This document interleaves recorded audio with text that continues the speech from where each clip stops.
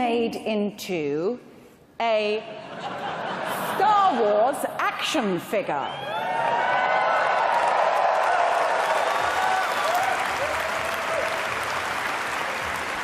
And today, I would like to welcome you to the club because... Goodness. Here is your Jyn Erso action figure.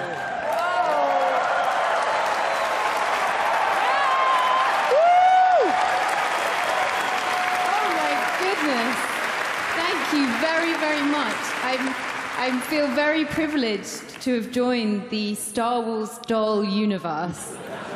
This is actually the very first toy being revealed from Rogue One. It's not as good as mine, but, you know, it's great nonetheless. I don't know, she's got a pretty cool Han Solo gun belt. Woo! Oh, yeah, inspired by Han Solo. So, Felicity, from what I've heard about your character, she's been compared to incredible heroines like Joan of Arc, which, of course, I love. And fans also compare this new hero to their favorite Star Wars heroes as well. How is Jyn unique or different to other Star Wars characters? I feel there's one major difference between Jyn Erso and other Star Wars heroes, Rey and Luke. And that main difference would be that Jyn, she's not a character who's asking, who am I and where have I come from? She very much, we know that about her. We know where she's come from.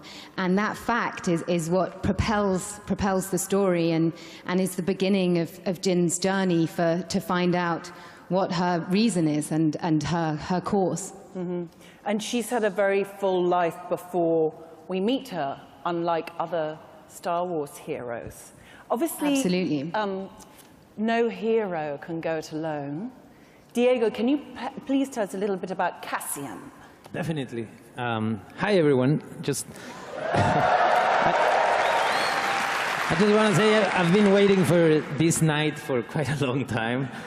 This is actually what got me into the project, the chance to share this energy. It's fantastic. So, yes, I play Cassian Andor, Captain Cassian Andor. And he works for the Rebellion, for intelligence, and the team starts being just the two of them, Jyn and Cassian, but as the story continues, the team grows. And like any team, there's frictions, there's issues, and it's Cassian who has to keep them together. And one of the most important members of this team is a droid, an Imperial droid that is reprogrammed by the Rebellion, and his name is K2SO. And he's probably the best friend Cassian has in the Rebellion, or the only one. And I think that's the first time we're hearing that information. That is a Star Wars special for you. Oh, was it? Yes! Cool. I hope I was allowed. You were totally allowed. It's fine. You're okay. I feel better now. Of course, no Star Wars story could exist without a droid, and in Rogue One we meet K2SO, played by Alan Tudyk. Alan, woo! Hi. Woo! Woo!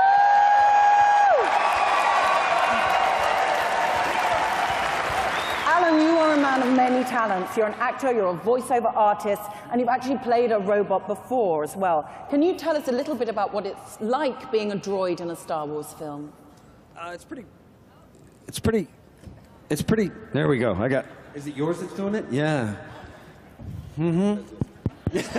Thank you very much. Appreciate it. Here we go. Oh, look at this. See there, that's him right there. We were in Jordan. This was great. That's what I look like. That's before the CGI, which is exciting. I'm 7'1" in black, which is really my inner person. There you kind of saw my suit on there from the back. Yeah, that's how I look. But look, she gives him her pack, and he doesn't really. Yeah. That's K2. Like, he doesn't, you know, go get the bags, droid. No. I'd rather not. That's not my thing. Because Cassian reprogrammed him, and he did like a data wipe. And when he reprogrammed him, he's not quite all there. He speaks his mind and says things that, I don't know, can be unsettling and just very honest. If you know any old people, it's like that. He just says whatever he thinks. And it was great. It was great to play him. There's amazing droids in the... My one was called The Force Awakens. Force Awakens. So good, you should check it out. Really good, guys. You guys should totally see that movie. It's way good. I met him at that party at the opening night, and I said, I'm K2SO, I'm going to be the next droid in the series of droids, I guess. And he said, do you wear a suit, or are you CGI? And I said, oh, I'm CGI. And he said, you shit. Lovely man. We're pen pals. Pen pals to this day. But yeah, because the first C-3PO, they screwed him into the suit, and anyway, he wears a suit, obviously. So. And I heard a story about something about you in the Maldives, possibly with an animal. I tamed a lion. Is that the story? There were several. No, no you were on a boat. You were on a boat in the Maldives. I believe it featured Diego and Felicity. Yeah, but we didn't go naked to swim with weird animals. I wasn't It was naked. just you. That was in your mind. I thought you were naked. I was wearing something. But yes, there was a That's how you like to spend your time, isn't it? in the water with the animals. Swimming naked. Yeah, convening with nature. Yeah, there was a whale shark, which, if you know what a whale shark is, it's great to be able to see one in your lifetime. To swim with one is even better. They look like they're huge. They're the biggest shark, and they have spots, and they're gorgeous. And so I swam with her. I named her Karen. And again, a pen pal to this day. Yeah, we're good. Still, good. Getting pen pals aplenty from the Star Wars universe. Yeah, I still like to do it. And there was also something exciting that happened at a tube station, Gareth. Is this true? Oh, yeah. Actually, my first job ever in television was just around the corner from where we are right now. And I used to pass it every day and go through the Docklands, the DLR, and all these train stations and think, this is like something from the future. This is like a sci-fi movie. If I ever get to do a sci-fi film in my life, I'm gonna film it here. And then I parked that thought, and then one day when we're trying to figure out how to do these really long shots that involve a lot of running and building big, massive sets, and we were trying to be clever about it, I was like, oh, let's just film it at the Docklands. It looks futuristic. And everyone's like, haha, yeah, very funny. Anyway, how are we gonna really do this? And then eventually the art department got really imaginative, and we did this secret mission where we went to Canary Wharf one night, and no one was allowed to tell anyone because we didn't want anyone finding out. And so as soon as that thing closed at midnight, and you saw these guys with suits getting the last train and walking past, as soon as they'd gone, we all dived in. We had 4 hours. They had to set dress the whole thing, bring all the stuff in. They'd rehearsed it before, and we shot the scenes. And we shot all the scenes, and then we had to be out of there by 4 a.m. And we were like, we got the last one just in time. And as we left, everything had disappeared, and they opened the doors, and all these guys in suits came in, and we were like, morning, morning. and you so desperately want to tell them as you walk past, morning, morning, morning. We just shot Star Wars! He was a stormtrooper. And that's only 2 tube stops away from here. I knew this might come up today, so I counted as 4. Is it 4? Yeah. Okay, we'll start the pilgrimage now. Back to our amazing cast, Riz. Woo!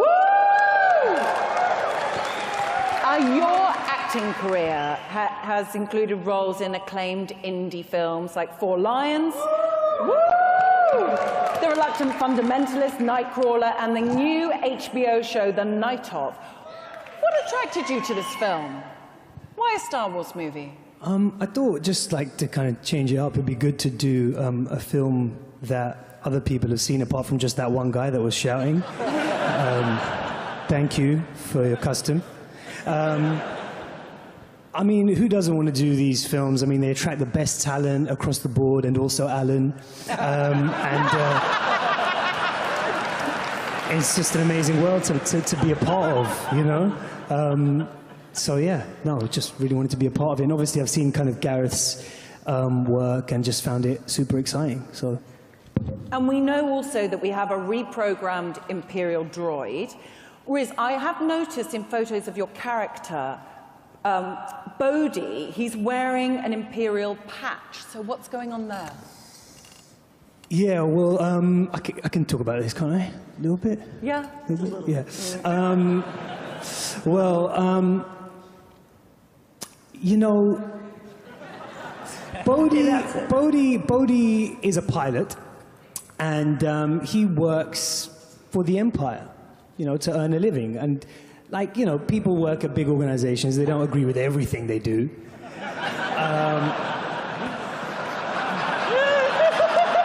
But you gotta...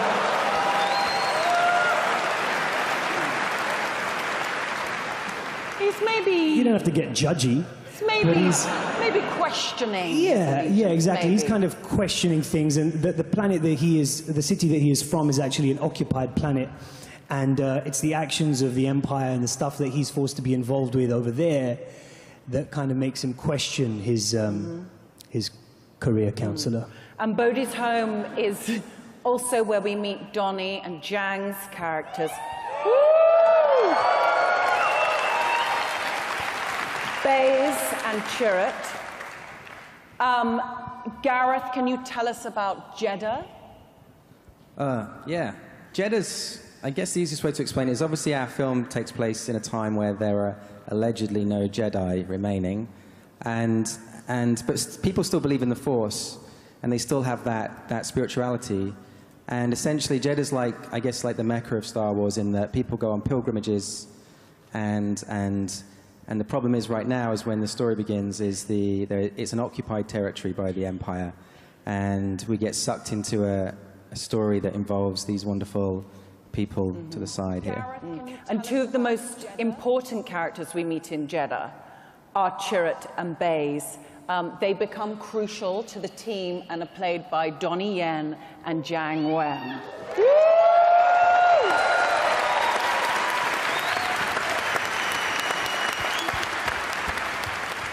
Donnie, what can you tell us about Chirrut? I just want to say hi, everybody. I'm Donnie. May the Force be with all of you. I play a blind warrior who lives in the planet Jeddah. I can't see, but I can feel with my heart and believe in the spiritual of the Force. And obviously, me and Zhang Wen, we're the baddest fighter from Jeddah. And me and Jan, his character Baze, we are very good friends. And that's about the story I'm about to tell, right? That's it. Right. He's totally right. And sorry, my English is very limited. I come from Beijing, and well, thank you. Thank you. What I say about this character, I have to say Baze has a gun.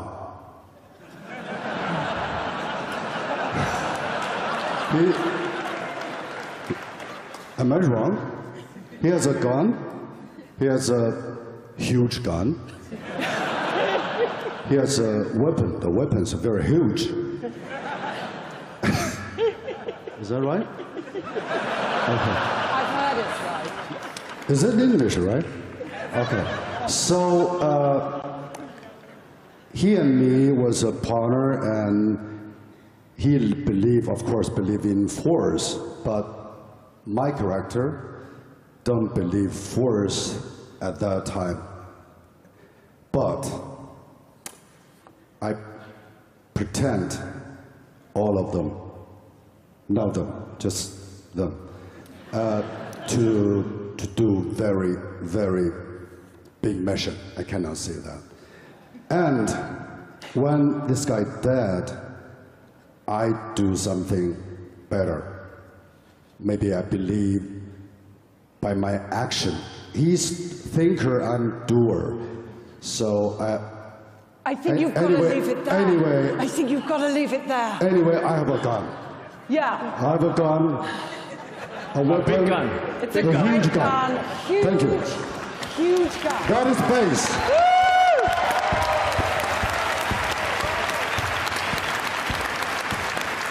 Forrest. Sorry, my unlimited. Forrest, we've learned a lot about your... Woo!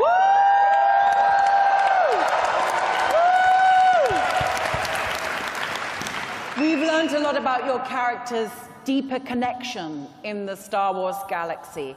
How does he connect to this band of misfits? I think we can definitely call them misfits. Good to see you all.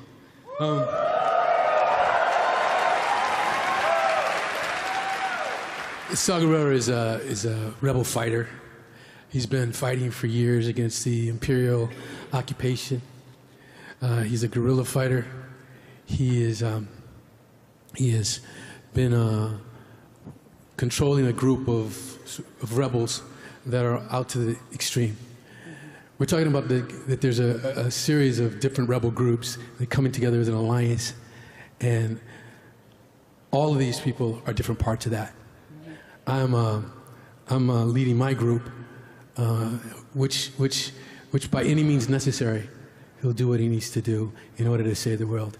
He was trained as a guerrilla fighter, and then he was trained by the Jedi as well. And Saw was originally revealed as an animated character, a character that originated with George Lucas. Yeah. I mean, when Gareth introduced me to the character, I was amazed, and I went back and started to look and see the series, The Clone Wars, and really understand what was going on with that. And so that's how I was introduced, and he's been integrated in working with Jen and everyone to make things move forward. Thank you. Gareth, for you as a filmmaker and as a fan, what was it like for you bringing to life a character created by George Lucas? Did you meet George Lucas? Did he come on set, or...? Well, one Friday I got a phone call of John Schwartz, who's one of the producers on the film here. He calls me and goes, "Guess who's going to visit on Monday?" And I was like, "I don't know." And he's like, "Have a guess." I just sarcastically went, "George Lucas?" And he went, "Yeah." I was like, "Shit!"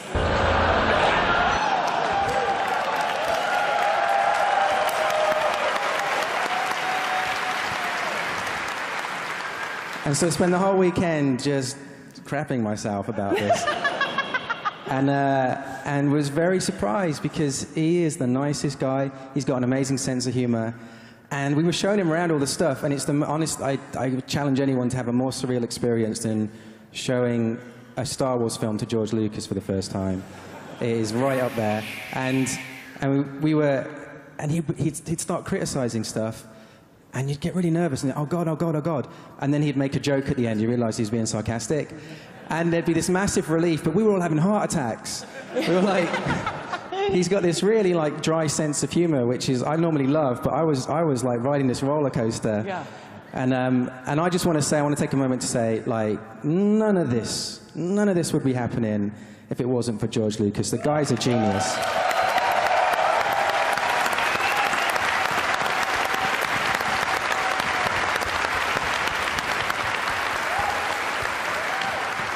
There is a theme, a pattern of fathers in Star Wars films.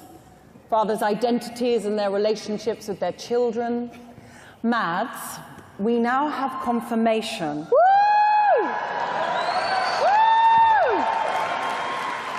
Woo! We now have confirmation that your character, Galen Erso, is Jin's father. What else can you tell us? That's it. No, honestly, it's, as you know, there's a lot of secrecy around the whole thing for good reasons. My character is a person of interest. A lot of things are revolving around him, so it would be like kind of a big spoiler to say too much, but can I say that he's a scientist, and he at one point invented something so beautiful, so fantastic that it might change the universe. That's all I can say. And then I can say, I'm in a Star Wars film. I'm very proud.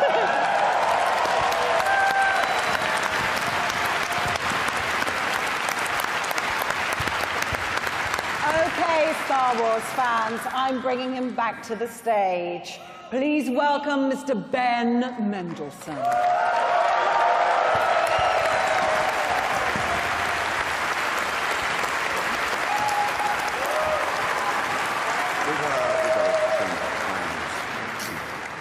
I just had to take advantage of that moment, sorry. Welcome back to the stage. Thank you very much. It's a pleasure to be back. And what was that about?